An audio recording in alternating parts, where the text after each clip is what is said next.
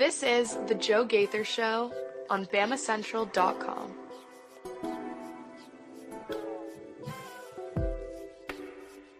Good afternoon.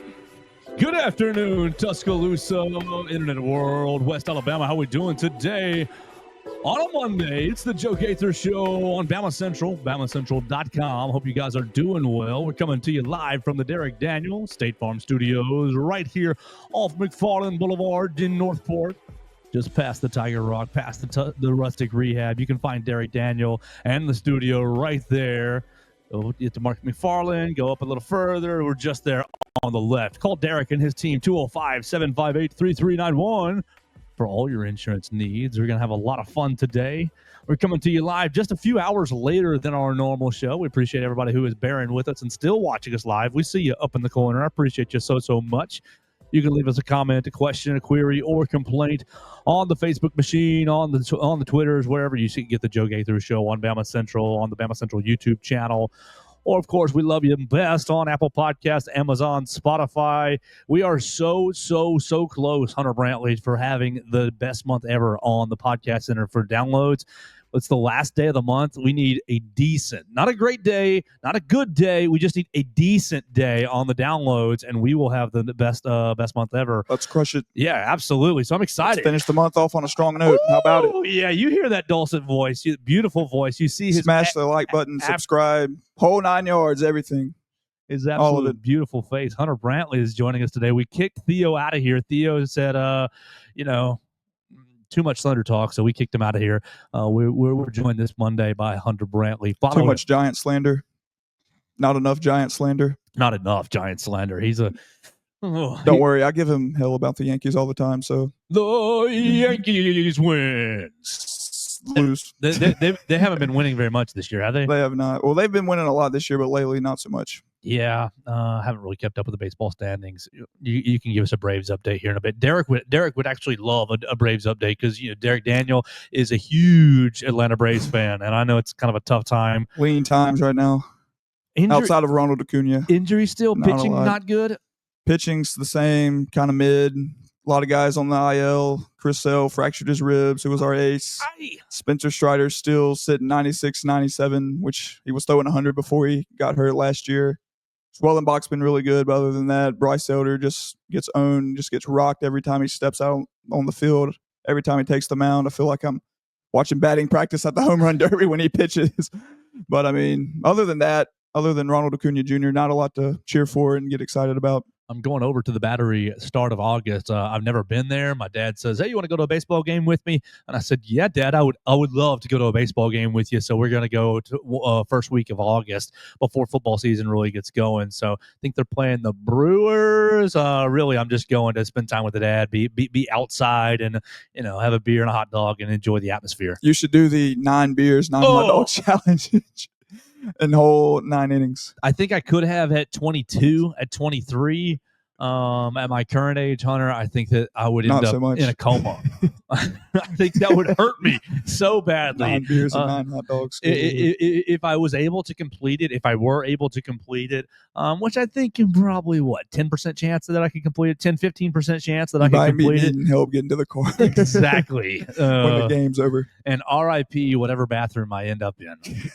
Horrible. I feel bad for the custodian that's got to clean up the vomit. Terrible. Left behind. So follow Hunter Brantley at Hunter Brantley 8. You see him at WVUA. He's working right there for Gary Harris. He was with me at 100.9, and he covers and follows all things Alabama sports. We'll make some time for you to talk more Braves here before we get out of here. But what we're going to do today is, of course, invite you guys in on the comment section, and, of course, invite you guys in on the voicemail machine at 205-462-7340, extension 800. But we've actually got a bevy of topics to get into today, Hunter. We got 2 recruits to look at. We got 2 trades to talk about, and we've got somebody talking trash. So you're the guest. You're my friend. What do you want to start with? You want to start with the recruits? You want to start with one of the 2 trades, or do you want to start with the trash talk as it involves Alabama football? Honestly, I wouldn't mind talking about the recruits. I heard from a lot of people in the Auburn camp that Hugh Freeze was going to make Kalen DeBoer's head spin on the recruiting trail. And, I mean, I'm just dizzy with all the 5 stars we're getting out of rolling in. I mean, I am out of my mind. I'm confused, all of it. Hugh Freeze needs to get off the golf course and get recruiting before anybody's head's going to be spinning. Yeah, he does for sure before he's out of there. But yeah, Alabama, another huge weekend. We get off the air on Friday, and I must admit we did not put a short video out about Zay Hall because I was staring at the back of my eyelids almost all afternoon Friday afternoon, enjoying the rain, and then I wake up and Alabama's got a recruit, and I look at my messages, and Mason's asking me, "Hey, you want?"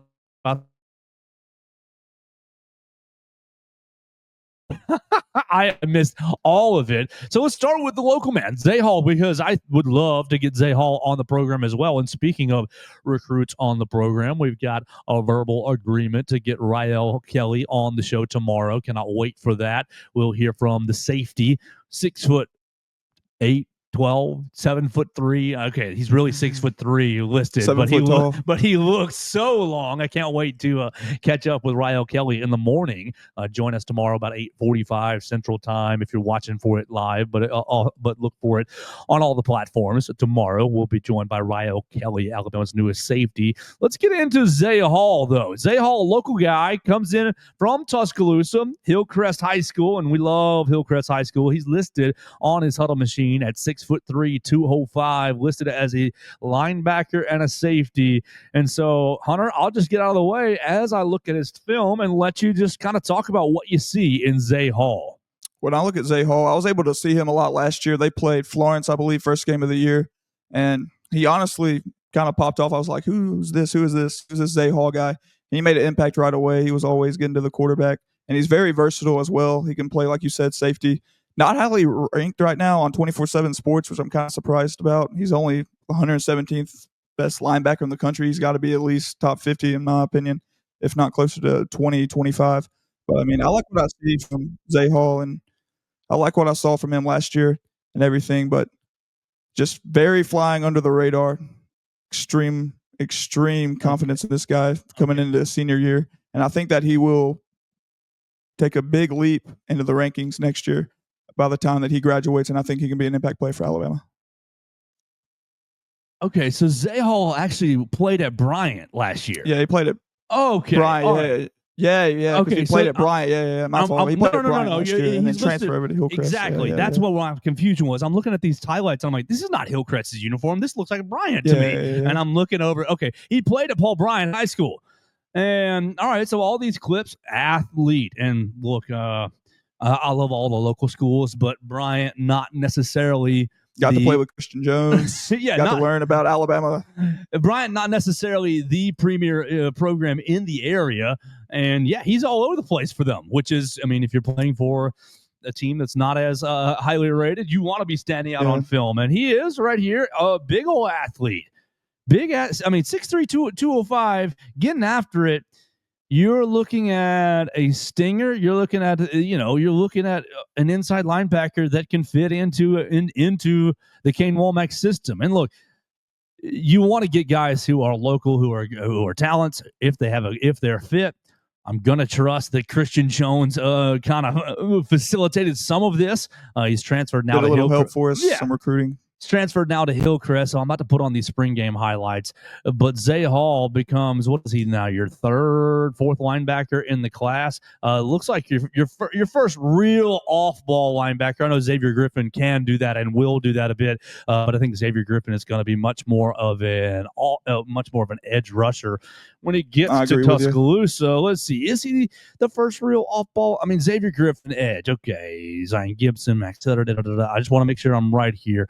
Marion Matthews, edge as well.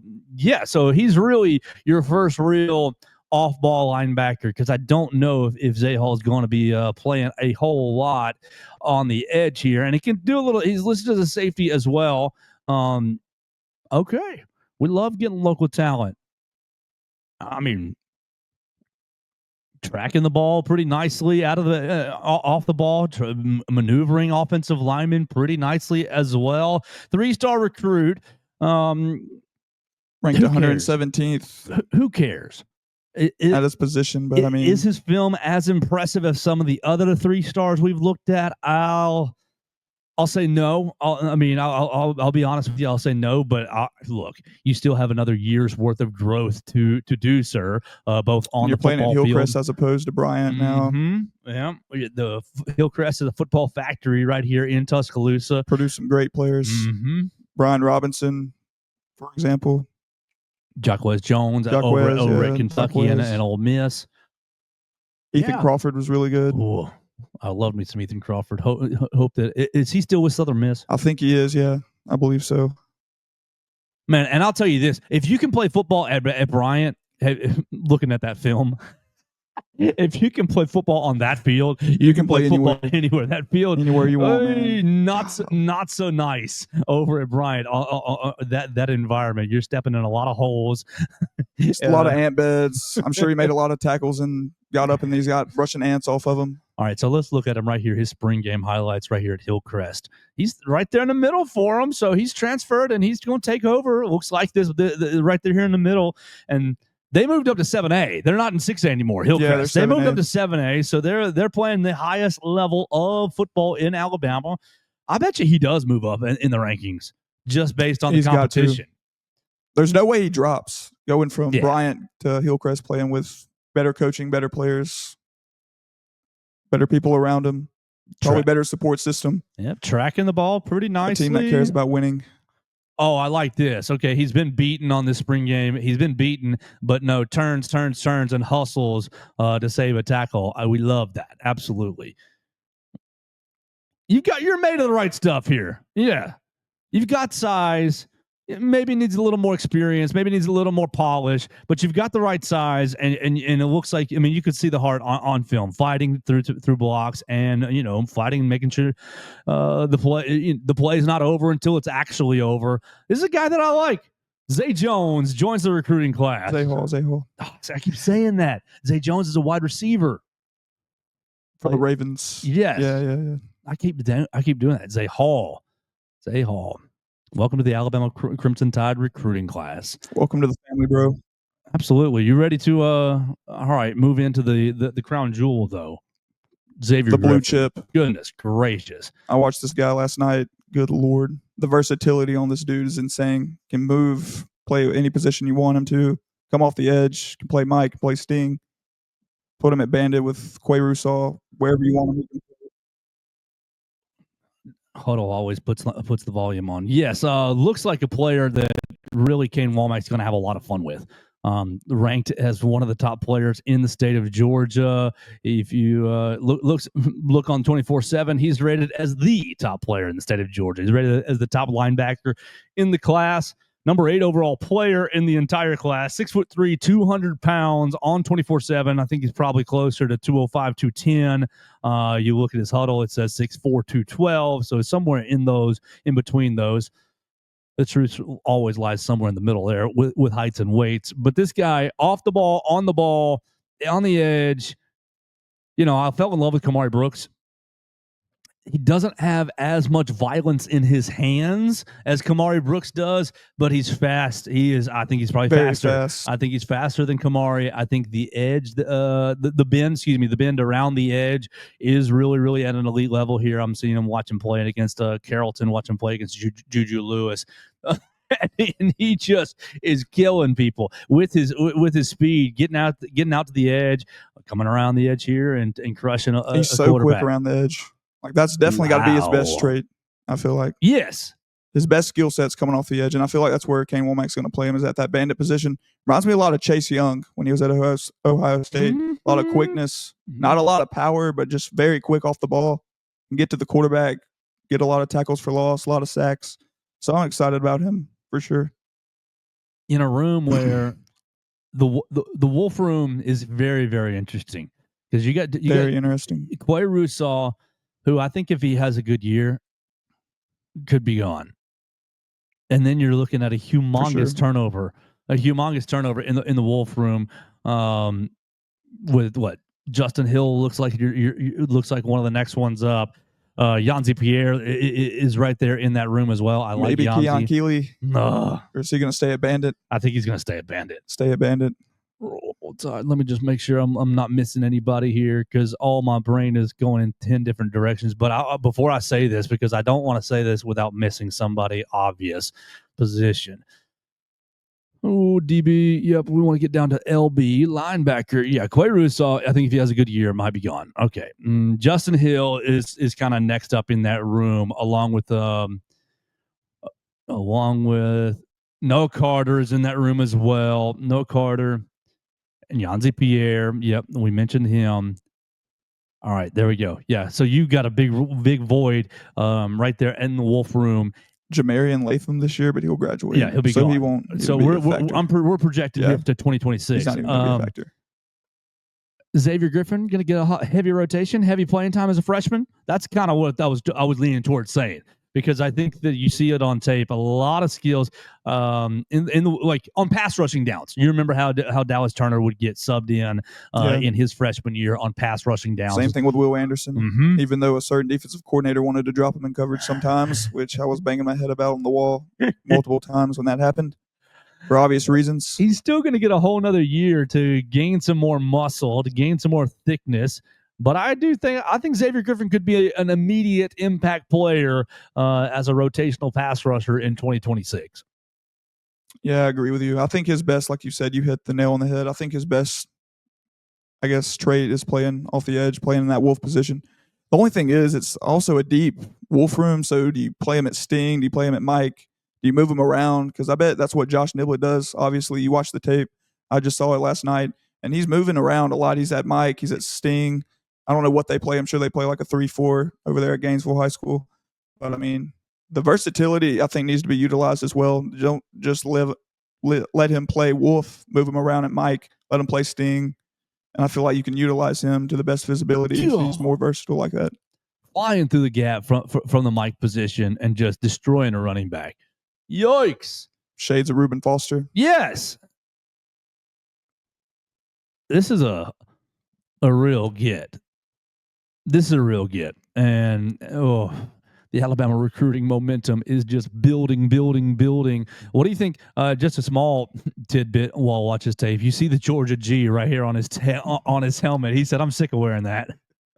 Georgia didn't even finish second, apparently, for him. It was Ohio State. Florida State and Texas were kind of right there. Yeah. Florida State as well. He's a Georgia guy, too. He's from Gainesville.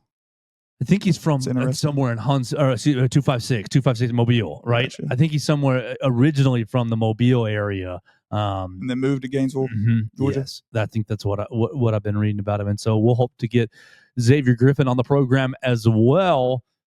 Let's look at what it means, though, Hunter, for the entire recruiting class. Alabama now on 24/7 is up to number 8. Last week, climbing the ranks, man. Last week, this time was 42, 44, 45, and people were still going, "What are we going to do? Oh, no. We don't have any recruits. Oh, no. The sky is falling." Coach DeBoer can't recruit the South. We did this last week with Mason, so I'll have you do it real quick to make the point again. I'll read the cities and states.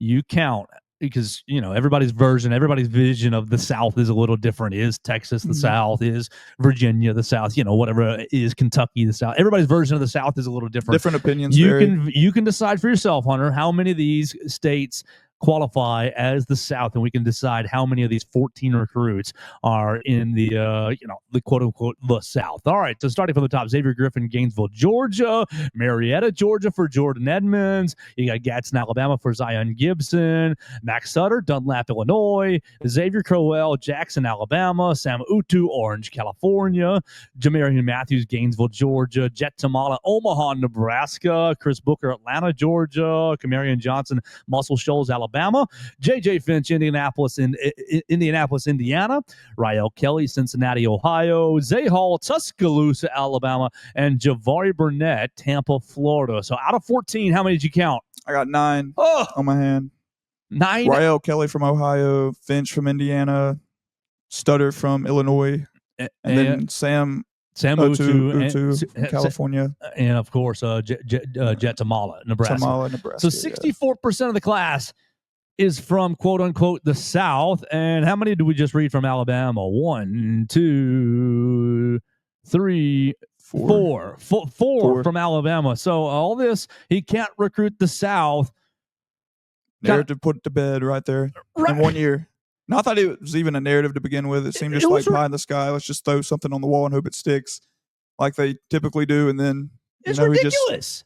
He shuts everybody up like he always does. It's ridiculous. It shows an extreme lack of understanding of the recruiting game. He comes late January, early February, and he's got all these relationships already built with players in the West Coast because he's been working on the West Coast at the University of Washington. Right. And so, we're just going to, hey man, we got to put together a class right now that can come in here. We just got to throw something together, piece it up piece by piece. Right. Let's just get what we can get. Of the people that we know and we already like and we think they can already play football. So of course we're going to leverage Dijon Lee and we're going to leverage Caleb Edwards. We're going to leverage these types and say, hey man, I know we were recruiting you to Washington, but now we've come to bigger, badder, better Alabama, and we're going to bring a recruiting class together. And yeah, it may not look like it's full of Alabama kids and Georgia kids and Tennessee kids, but it is what it is. We still got A.K. Deere right out of Mississippi, who's a premier running back.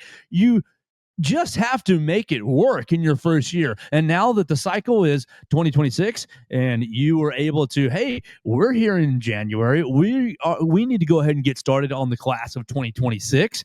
You make new relationships. With Xavier Griffin, 5-star linebacker. He's pretty good. Let's go meet his high school coach. Let's go meet his, family, this, that, and the other. Xavier Crowell down there in Jackson. Let's go meet the Jackson coach. Let's go meet that community and spend a year down there. And after you spend a year, what's the results? The fruit recruiting comes easier and easier. It's almost like if you talk to people and you actually get out and recruit in the South, in the area that we're talking about right now, it's almost like you can get recruits when you do that. I mean, it's not like he was a bad recruiter, and it's got to be one of the hardest things to do to be a bad recruiter at the University of Alabama. 18 national championships, Hall of Famers, coaches, first-team All-Americans, NFL draft picks galore, list goes on and on and on. So the fact that if he couldn't recruit, that's more impressive to not be able to recruit at the University of Alabama than being able to recruit. Like, anybody can come in here and recruit at Alabama. I mean, my goodness, you got Nick Saban helping you out a little bit.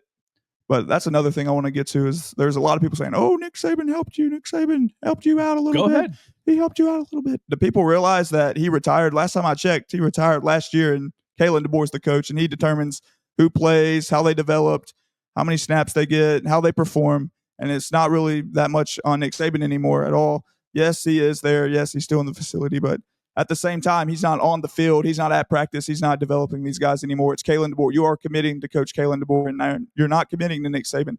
So, yeah, he might have been there a couple weeks ago when he was at Keelan's sister's funeral. But, I mean, God bless the Russell family. You have to be there for him. You have to support him, and I like that he did that. And Nick Saban stepped in and did a great job, I'm sure, because he does great at everything that he does, it seems like. But then you got people saying, like, the only reason why you got Xavier Crowell and all these guys is because Nick Saban was there and he met them and they were able to talk and yada, yada. Like, I mean, sure, yeah, they talked, but he's not coaching Alabama anymore. He's retired, and Caleb DeBoer is the coach, and he's going to develop these kids, and he's going to make sure that they play and that they are developed to the way that he wants them to be. Right. It's like sometimes the old teacher comes back to the school. Yeah. Sometimes he doesn't teach there. He doesn't work there anymore. But when he walks through the halls, it's like, Professor Billy's back. Oh, great. Let's all everybody go shake hands with Professor Billy, and your star students go talk to him. It's like, I wish I could have taken your class. And well, you got good teachers now. Like, it's ridiculous. And to assume or to think that Nick Saban's hands and feet are really, really deep in it. I think that he was really kind of like a tagged in. Yeah, I think like he was a placeholder, like, here, just say what's up. We got to get out of here for the weekend. Yeah. We have something more important than football. Can you help us out this weekend? Oh, sure. I can walk you through the facility and talk about the tradition and, let everybody know that Tuscaloosa is still Tuscaloosa and where the best place to go get a meal in town is. Best place to shop, probably. Right. Just the little specific nuances of Tuscaloosa and how the university is, because he's been there for like 20 years now. So my question to you, Hunter, is about Brian Harsin, because this is the whole narrative he's not going to be able to recruit the South of Husky Kalen Harsin DeBoer. narrative. Of Kalen DeBoer, I think is born out of Brian Harsin's inability to recruit at Auburn. I think it's born out of, well, Brian Harsin did a bad job, and he came from Boise State. Of course that it's really hard. It's really hard to recruit the South. Of course you got it. You know how sometimes you get the God bless you from in the South where they don't really mean God bless you, right? Oh, bless your soul, bless your heart. And they don't really mean that. Sometimes you get a little bit of that. But like if you're a nice person, if you are genuine, if you're getting like Brian Harsin, a bit stuck up, a bit stuck in his own ways. Didn't play the whole game at Auburn. Didn't do the whole booster game at Auburn. Didn't get along with the higher ups, right. The powers that be.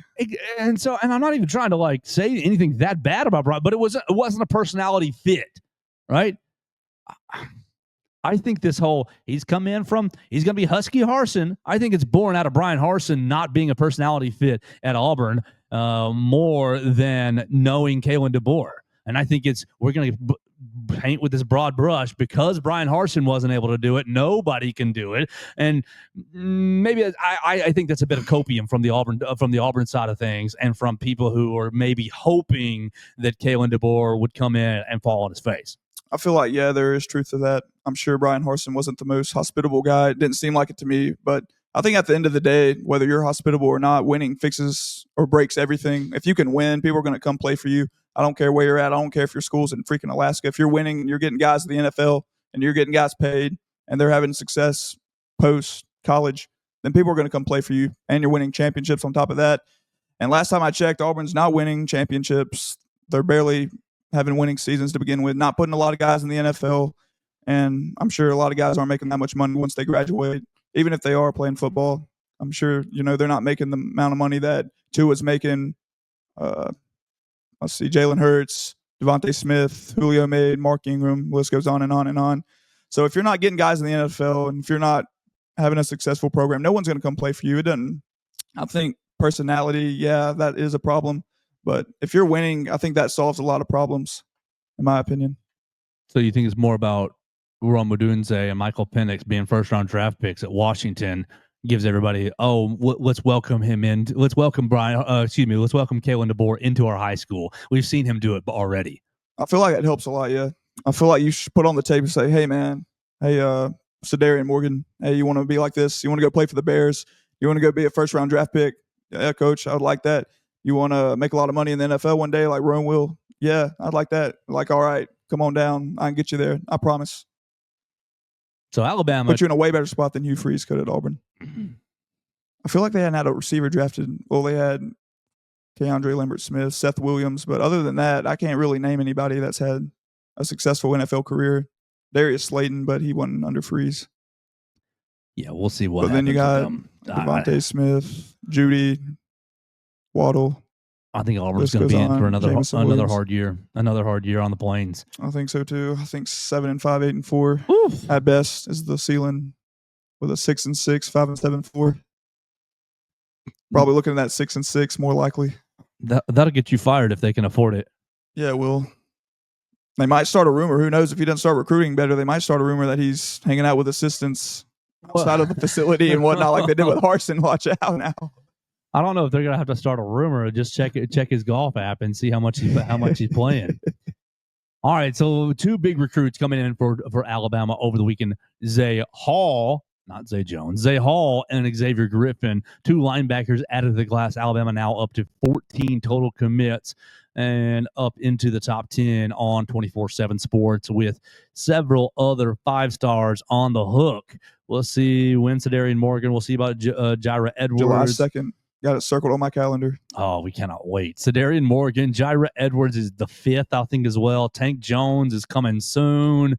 So you bring in 3 more. Oh, they're going to be weeping all across college football as Kalen DeBoer just builds his first true recruiting class here in Tuscaloosa. No, I mean, I think last year's class was definitely his class, but you get a full cycle to really develop some of these relationships, build some of these relationships, scout the entirety of who you're looking for. And I'm really excited to see how this 2026 class lands. Join us tomorrow morning about 8:45 We'll be joined by Ryle Kelly, Alabama's safety committed last week right out of Cincinnati, Ohio. We'll try to get his scoop on Justin Hill as well. Excuse me. Oh man, coffee getting to me just a little bit this morning. We'll get his take on Justin Hill as they were teammates last season, and we'll really get to know Ryle Kelly tomorrow morning at 8:45. I do have one question for you. Please. We played this game before with Ty Simpson. Is he going to be Mac Jones or is he going to be Blake Barnett? If you had to call it right now, I know it's early. I know he hadn't even played his senior year of high school yet. But Xavier Griffin, do you think he could be more like Will Anderson if they keep him at a Wolf? Or do you think he'll be something like Keon Keeley? Where it takes some time, might not play a lot, takes more time to develop. Yeah, I mean, the Will Anderson bar is so high, so it's like, how can you even say that? But if you're playing between the two, then I am going to take the Will Anderson track because I do think he's going to get playing time his freshman year.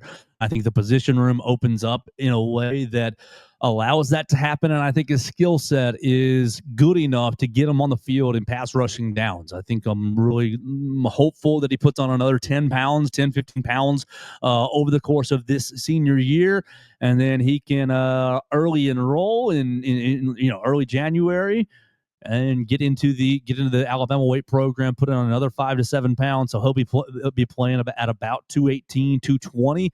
And we can get him on the field on pass rushing downs. I think, the Will Anderson bar way too high. Way too high. But I got to go on that. 7 sacks his freshman year. Yeah, I got to go on that track. 11 tackles for loss. But I definitely could see him playing his freshman year. Yeah, probably not getting 7 sacks or making that big of an impact. But didn't Dallas had 7 or 8 as well his first year? Dallas Turner had 7 or 8 or 8. Yeah, I really see him more similar to Dallas or than Chris Braswell, maybe. Yeah, I see him probably of the 3 being the most similar to Dallas Turner. Explosive athlete, quick off the edge. That's kind of who I see him. He had 8.5 his freshman year, right? And he didn't play full time. It was kind of, hey, it's third down, go get him, buddy. And I think that's really what Xavier Griffin's going to be doing. Put your hand in the dirt and best of luck. Say your prayers for the offensive tackle that you're going up against because he'll need it. Exactly. Go put your best pass rushing moves on him. I see Xavier Griffin a lot more similar to Dallas Turner right now.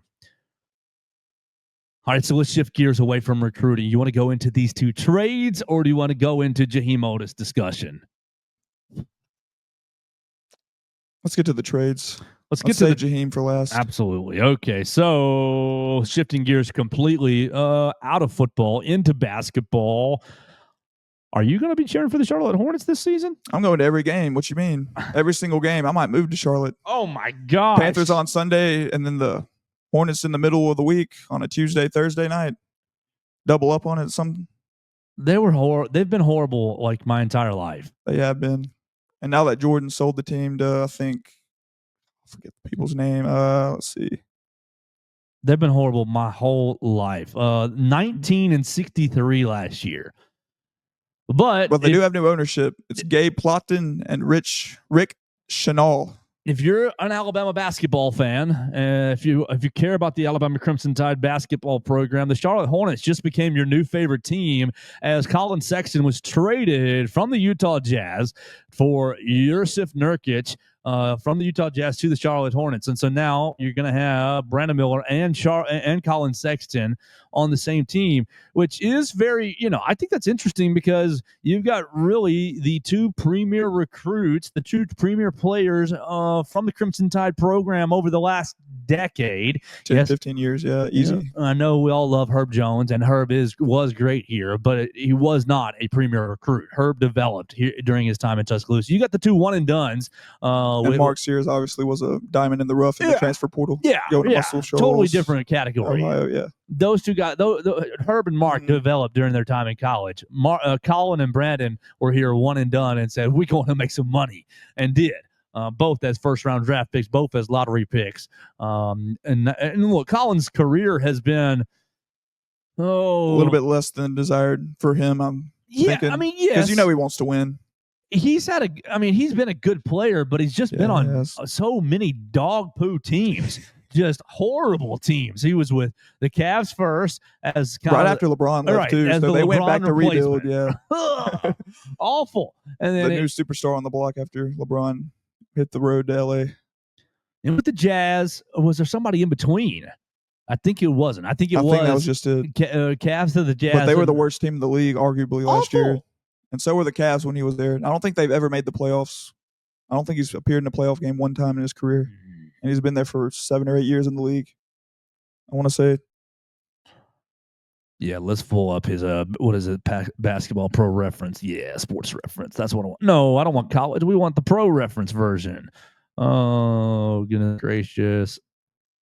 That's what I want. Basketball Reference. Okay. So over the course, he's played 407 basketball games in the NBA. He's averaging 18.8 points per game, almost 4 rebounds, almost 4 assists. Not bad stats at all. No, not bad at all. And he got better shooting the 3 too last year. Yeah, 3-point percentage. Highest he shot in his career at 40%. 40%. That'll do. So, will this make you turn on the awful Charlotte Hornets? Yes, 100%. Just because of the firepower between Brandon Miller and Colin Sexton.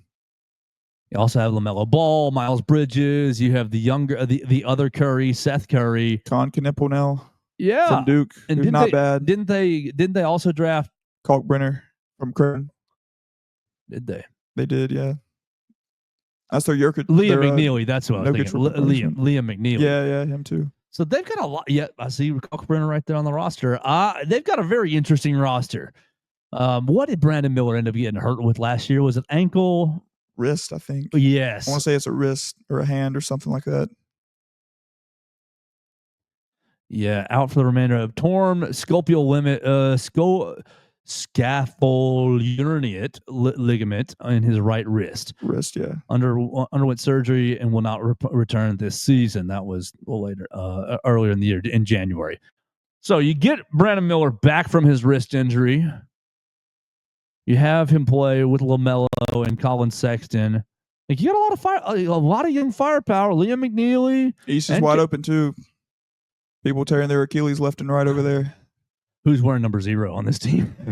It's LaMelo, actually. I think he's number Miles 2. Bridges. Miles Bridges. watch out, man. You need to change. You need to change to 00, sir. But wouldn't that mean both Achilles could be torn? No, maybe. Just change number 10. Is that double bad luck? Yeah. Just get Josh Green to give you number 10, and get away from that number altogether. Wear 23. You might turn into Michael Jordan. All right, so we'll just nail this down and move on from this topic. Will the Hornets be in the play-in next season? Yes, I believe so. I see no reason why they couldn't be a solidified playoff team, top 6 team in the East next year. They finished. If you have a good free agency, I mean, why not? They finished second to last in the East. So they got to climb over the over the 76ers, over the Nets, and over the Raptors, and over the Bulls to get into the play-in. They had 19 wins. The play-in number this past year was 39. We got to add 20 wins to our resume. You think we can do that? I think we can get to 40 wins. Oh, I think so. Like I said, East wide open. If you can have a good free agency, if you can sign another center, get another solid guard, 3-and-D guy. Like, why not? Why not Charlotte? Why not Charlotte? All right, so we'll be paying attention to you, Charlotte Hornets, just a little bit more this year. God, why you got to do that to me? Why you got to basketball gods? Why you got to do that to me? To have Alabama's 2 most prominent players. Sorry, Herb, I love you, but Alabama's 2 most prominent basketball players in the pros going to the Charlotte bleeping Hornets. I guess. I mean, look at Herb's life. Herb, the Pelicans were only. He's on the trade block too. 21-60. Hey, there get you him go. To Charlotte. Get him to Charlotte, and I'll be all in on it. I will buy myself some Charlotte Hornets gear. The defense will just skyrocket next year if they get him. That's what they need to do. Absolutely. The amount of charges that'll be taken will be unreal. So it's not like they won that much more. The Pelicans, they won 2 more games last year. So all of our Alabama basketball players they're in tank mode too. Kind of in bad positions right now, just on their professional team, making a lot of money. And Clowney's with the Nets. Oh, another bad team. Or were they probably the same thing? Probably like 19 Nets, and 60. 26-56 last year. They were 2. So not much better. Yeah, they were 2 spaces over the Hornets. So there you go. A little interesting. Maybe you will pay attention to the Charlotte Hornets now that they've got Colin Sexton added to Brandon Miller.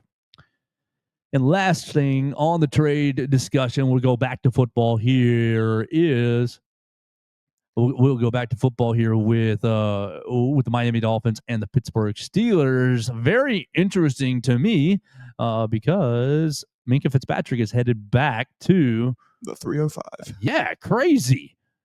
Let me pull my official trade here. It was Jonnu Smith, and it was Minkah Fitzpatrick for a 2027 seventh round pick. In exchange, the Miami Dolphins get back Minkah Fitzpatrick and a 2027 fifth round pick. So both those draft picks are 2 years in advance, not next year's draft picks, but the year after.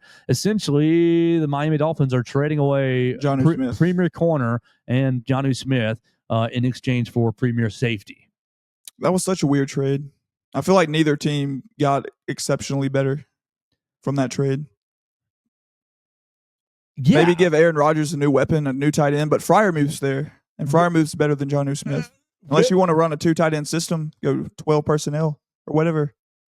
George Pickens isn't there. You got DK Metcalf. Najee's gone.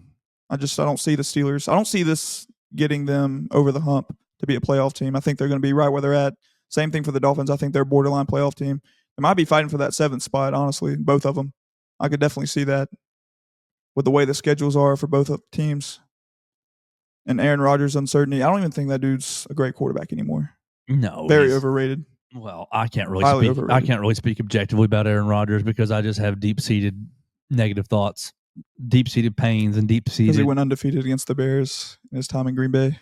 He wasn't undefeated. That's not true. 1 loss, 2 losses.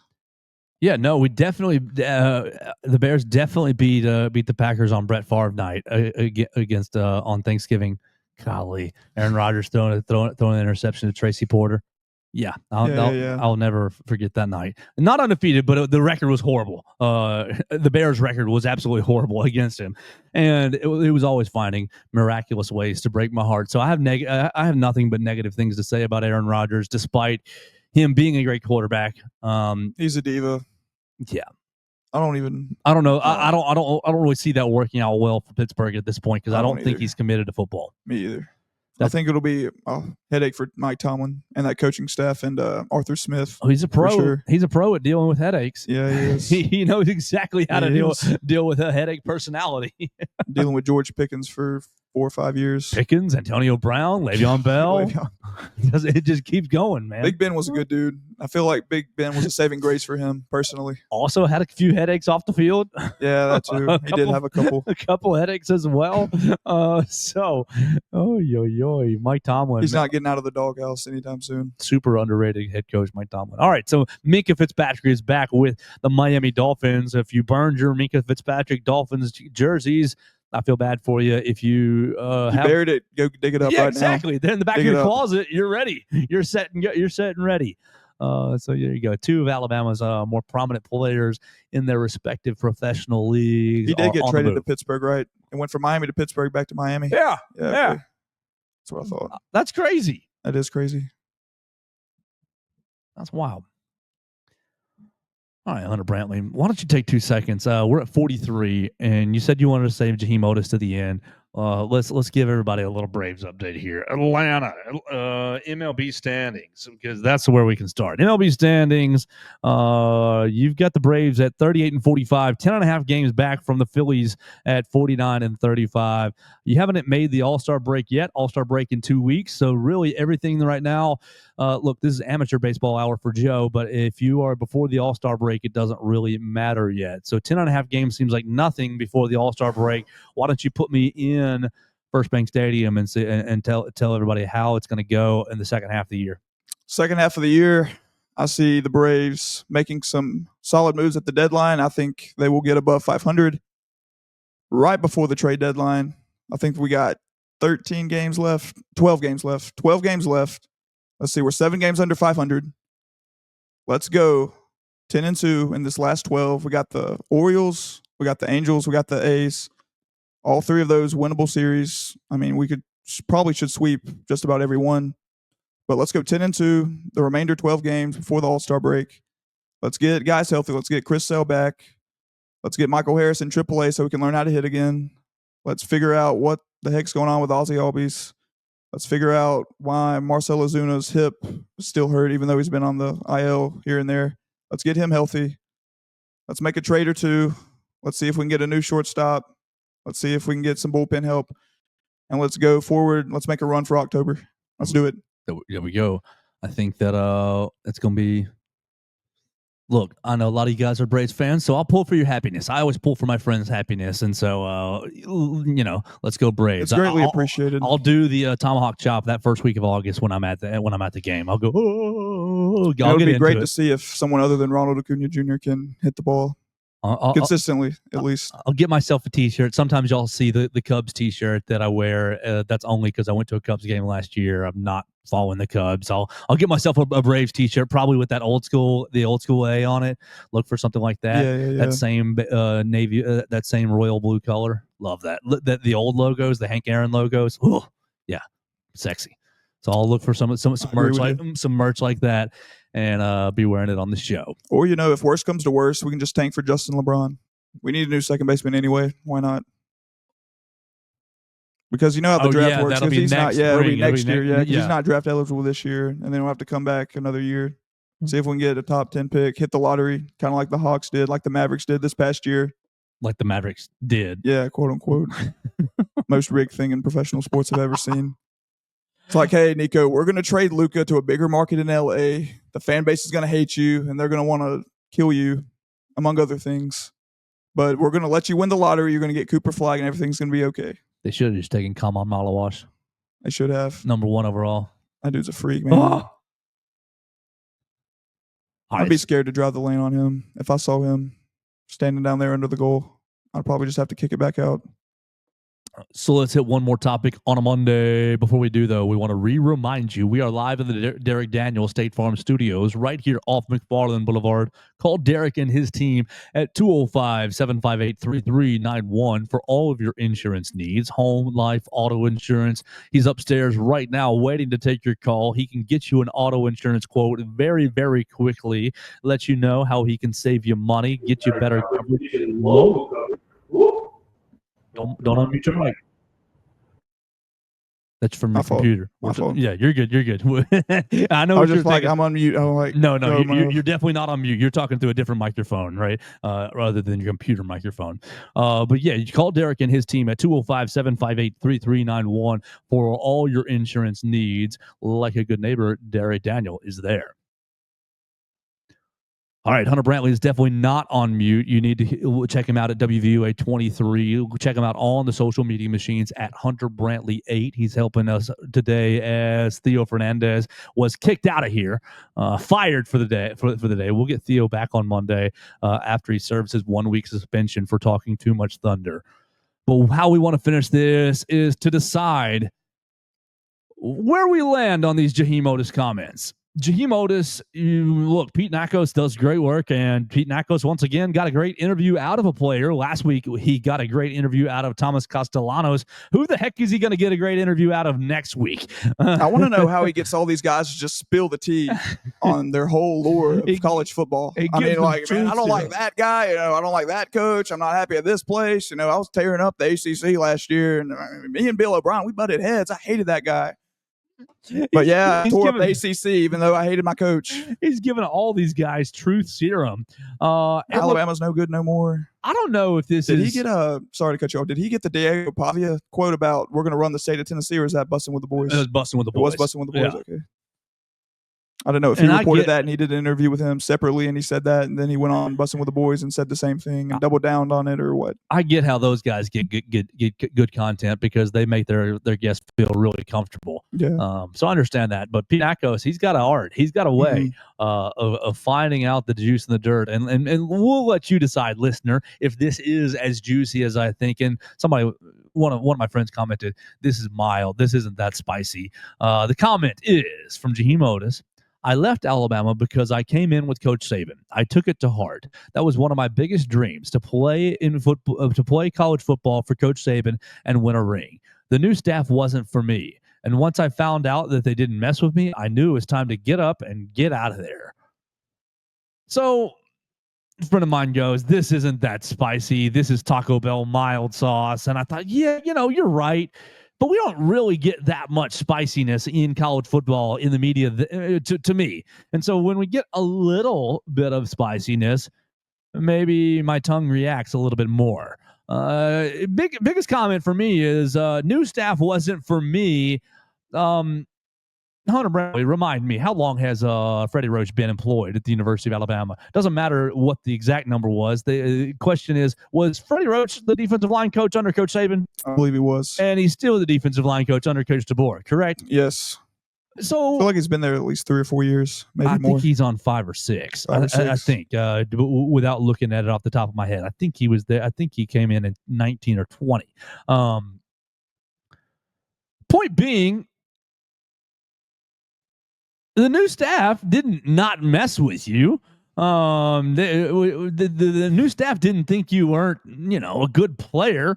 Look, we will acknowledge that the scheme definitely changed. You went from a 2-gap scheme where you're hitting the man in front of you, trying to man both the gaps, into kind of a 1-gap scheme, and you're aggressively firing into whatever that one gap is. It's a 3-4. Yeah, it's a bit different, Big of course. Yeah, and Jaheim Oatis, big old man, but look, Tim Keenan has been just fine.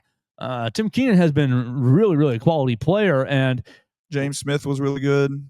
Tim Smith was good last year. I'm just thinking more of the nose guys, right? And yes, defensive ends as well. But you really have on the defensive line 2 different spots now. You've got the nose and you got the defensive end.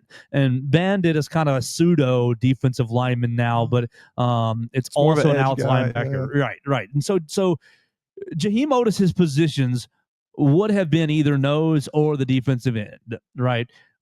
Where Tim Smith played last year and where James Smith is going to play this year. To me, I'm sorry, you just got beat out by these other guys. You just got beat out by these other players. And I'm sorry. Now, Hunter Brantley goes on while he aggregates this story from Pete Nakos, and he gives the Kalen DeBoer quote from last fall, the week that he entered the transfer portal. He said, "The thing you have to understand, there's other elements to this. There's health issues. There's life issues. I love these guys. They work hard, and Jaheim's choices and things. There's reasons for that. He has notified and continued to be in communication with us here. We move forward with the guys that are here. Yada yada yada. I don't want to put a finality in it, but I want what's best for all people, and Jaheim's one of them. So maybe it just wasn't a fit, but I don't necessarily think that it was about, the new staff just doesn't mess with me. I think it was, do you want to play in this 1-gap system? Do you want to, make a little adjustment to your game? Do you want to grow a little bit in your game? You want to be more versatile instead of just playing defensive tackle? Do you want to play coming off the edge? We can put you in different spots, move you around, put you in the best place to succeed. Now, I don't know how this went over. I could imagine Freddie Roach or Kane Walmart being like, "Hey, Jaheim, we're going to stick you at Bandit today." And he going like, "You're going to put me at what? You're going to play me where? Bandit? What is a bandit? I'm a defensive tackle. I don't play off the ball. I don't play off the edge. I don't do any of that. I'm a defensive tackle through and through." And I think that could probably set him off a little bit and got him upset. And then to go on with that, add on with it, I don't think he had that productive of a year. I'm looking at it right here, 2024. He didn't really play in that many games, 4 games. He had 1 tackle, 2 total tackles, 1 solo. So he didn't really produce that much while he was here. I guess that's a byproduct of not buying into the Kane Womack 4-2-5 system. And then honestly, I feel like that, to go along with that, just saying that, this coaching staff didn't mess with me. To your point, Freddie Roach has been there, and I'm sure that Freddie Roach had his back through all of this, and that he just, like you said, he doesn't want to improve. He doesn't want to work hard. And if you don't want to work hard and you don't want to be here, then don't be here. You can go play somewhere else. I'm sure Dion loves having you at Colorado if you stick to football and, do what he's telling you to do and be coachable, unlike how you were here at Alabama. But, I feel like that if you come here, that you can fit in and you can be an NFL player someday and you can be really good. But obviously he didn't want to buy into the 4-3-5 Kane Womack system, and that's why he hit the road.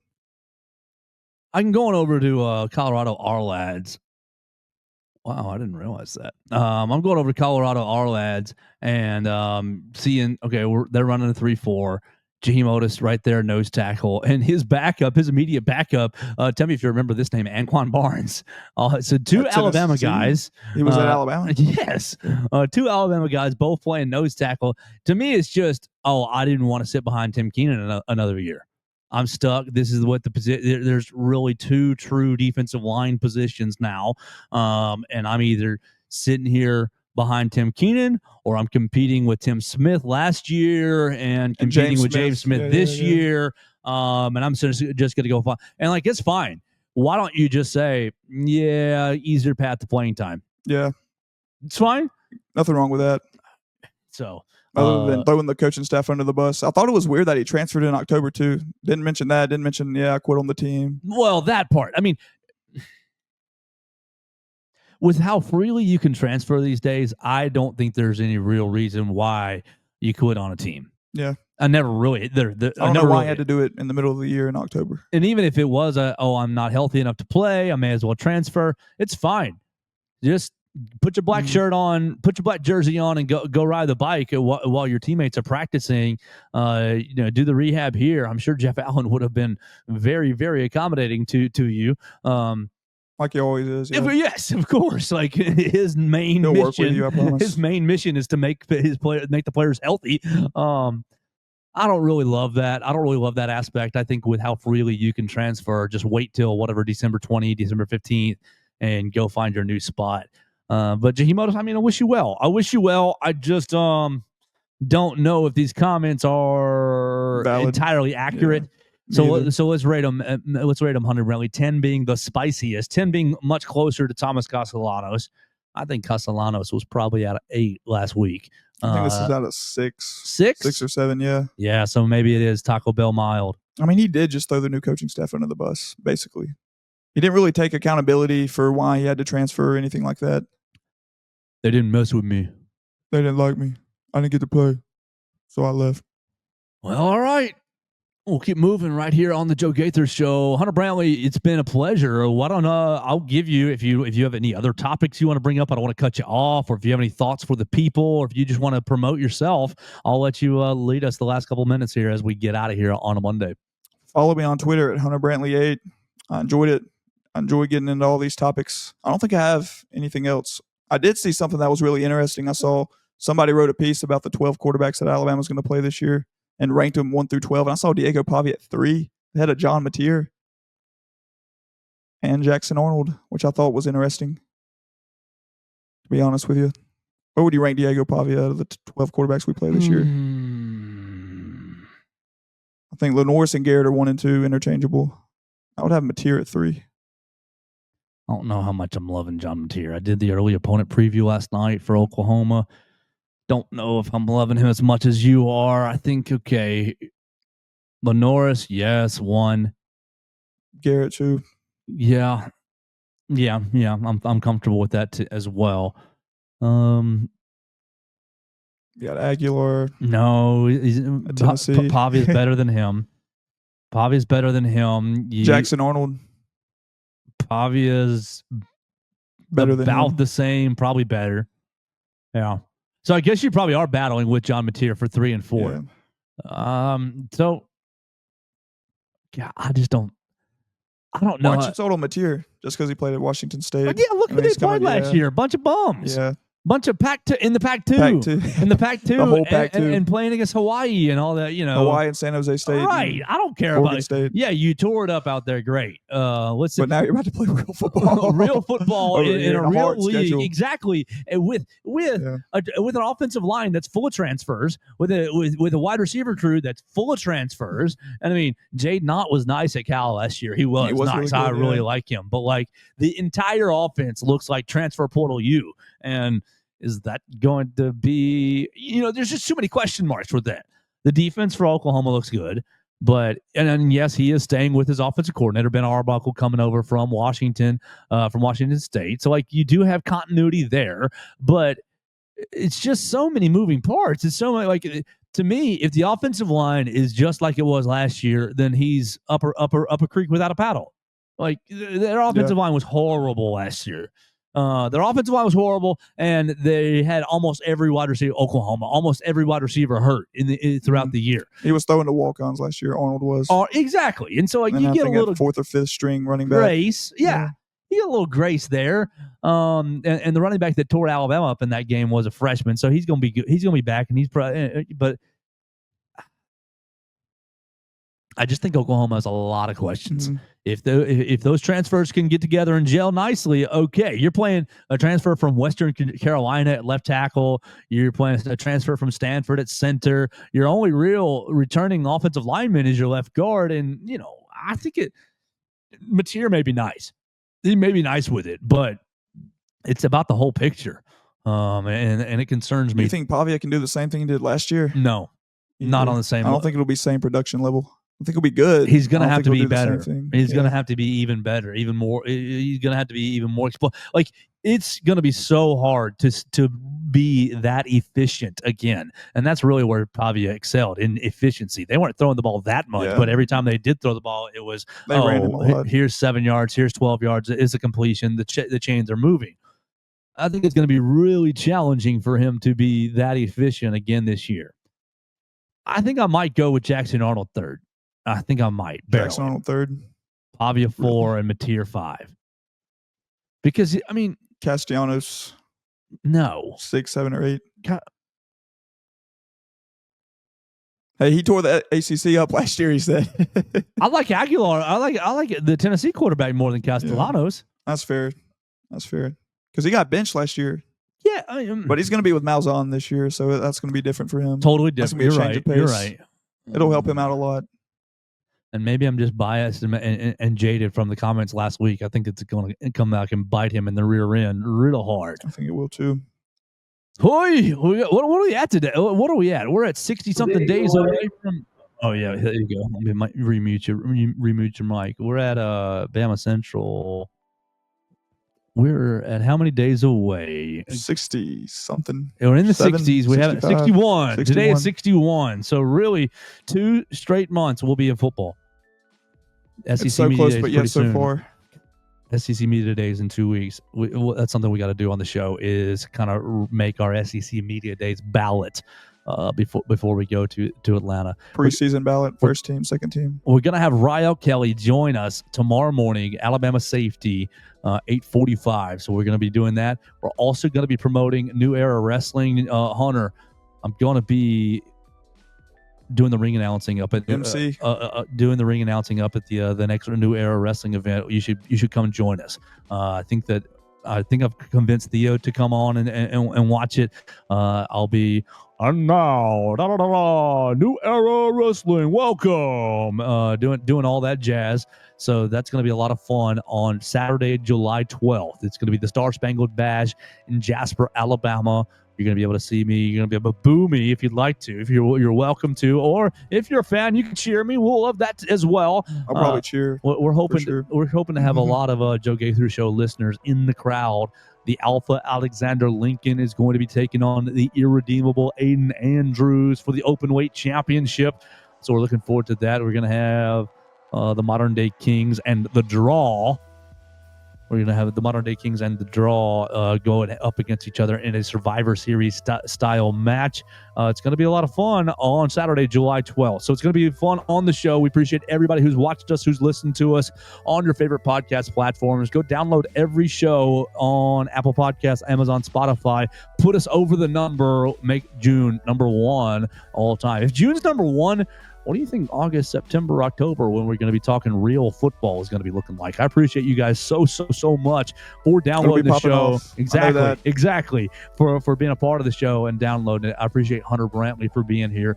Find him at Hunter Brantley 8 on the social media machines as we keep going with it with the Joe Gaither Show right here on Bama Central and BamaCentral.com.